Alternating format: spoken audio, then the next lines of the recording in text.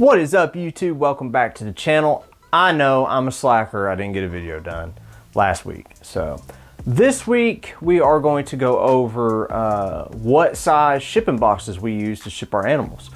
There's a couple different sizes we use. We really don't use any size bigger than that, except for on some big shipments, which happens every once in a while. So if you ever wanted to know about shipping boxes and all that, tune in. If you're new here, consider hitting the subscribe button. And as always, if you enjoyed the video, give me a thumbs up. Or if you didn't like it, give me a thumbs down and let me know what you thought in the comments. Let's hop in the video. Okay, as you can see, I have two different size boxes here.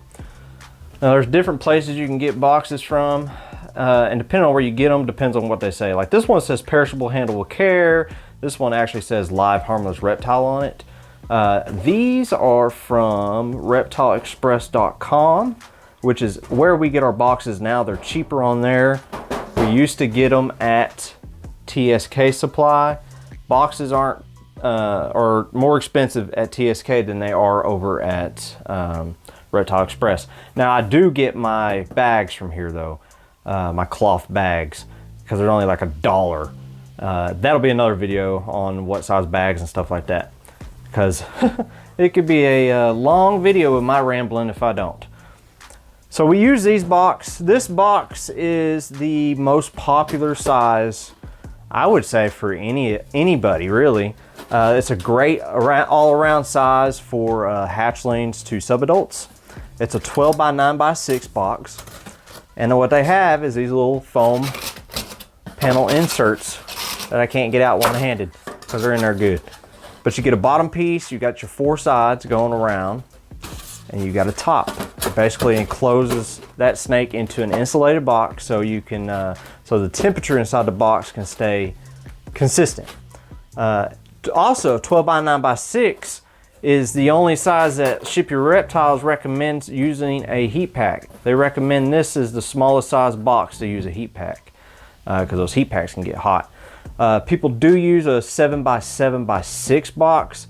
It's a little squared up box, but I don't do that, because if you need to use a heat pack, you know, it's too small of a box to do. I have reused 7 by 7 by 6 boxes before, but you know, I don't buy them.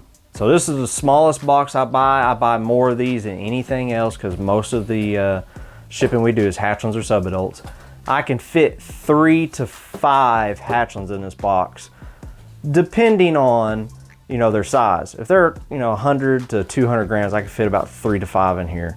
And I usually upsell to my customers and let them know that, you know, hey, I can add 2 to 3 more animals if you got your eye on anything else without charging you more shipping. So that's a good little 12 by 9 by 6, one of our most popular. I get them from Reptile Express again. The box over here is an actual 15 by 11 by 7. These boxes are good, and it's the same foam inserts. They're just bigger. Same type of box. This box we use for shipping adults. So if we have, you know, one adult, we can fit in that. Or if we have maybe several sub-adults, we can fit them all in this box, because they're not going to fit in that box. We're going to need them in this box. And of course, bigger box, guess what? Costs more in shipping. So plan all that stuff out. Quote your customers right on prices. Now, besides these two boxes, 12 by 9 by 6 and a 15 by 11 by 7, there is a 16 by 16 by 8 box. That 16 by 16 by 8 box is just a little bit bigger than this. Like, it's more squared up. So like, I just shipped out a shipment with 16 by 16 by 8 and it had 3 proven breeder females in it. So I was able to fit 3 females that were about 1,800 to 2,500 grams a piece in that box, that one box, and get them shipped out. That was pushing it. I wouldn't go any more than that. You may be able to put like a couple babies on top, but the problem with that is if you put babies in with the adults, if they get rolled around, you're going to have adults sitting on the babies. So another thing you could do with that, if you had some hatchlings you wanted to ship with the adults, you could put the babies in deli cups with, you know, punch, make sure they got holes in them. Make sure you got a rubber band or tape around it to secure them. But you know, you could put them in the deli cup and put them onto the adults. That way the adults can't crush them. Just pro tip, just a thought. And another box I use, and I really don't even remember the size, but it's like a long box. It's like, I want to say it's 30 inches long. Reptile Express may have, I know TSK has them, but they're fucking big. They're, I don't know, by feet wise, you know, they're about 3 foot by about 18 inches wide and about, I don't know, another 12 inches tall. They're big. I've used that size box 2 or 3 times because I had a customer back in the day that every year she would buy about 20 ball pythons from me. 20. So I'd fit 20 hatchlings, get them all bagged up nice and neat, and put them in that box and ship them out to her. I think the shipping was like $200. So kind of crazy. But those are the 4 sizes I've used. We mainly just use those 2 sizes, a 12 by 9 by 6, 15 by 11 by 7. If I get a, well, you'll know, you know, if you got adults coming up that you want to sell so you can get into other projects and stuff, you can kind of plan and get those size boxes in time. And I believe TSK Supply, you know, they sell the big long boxes in packs of 5, I think, but I believe they will sell you 1 box at a time. I'm pretty sure they did that for me. So those are box sizes, pretty simple, pretty straightforward. If you have any questions about that, hit me up.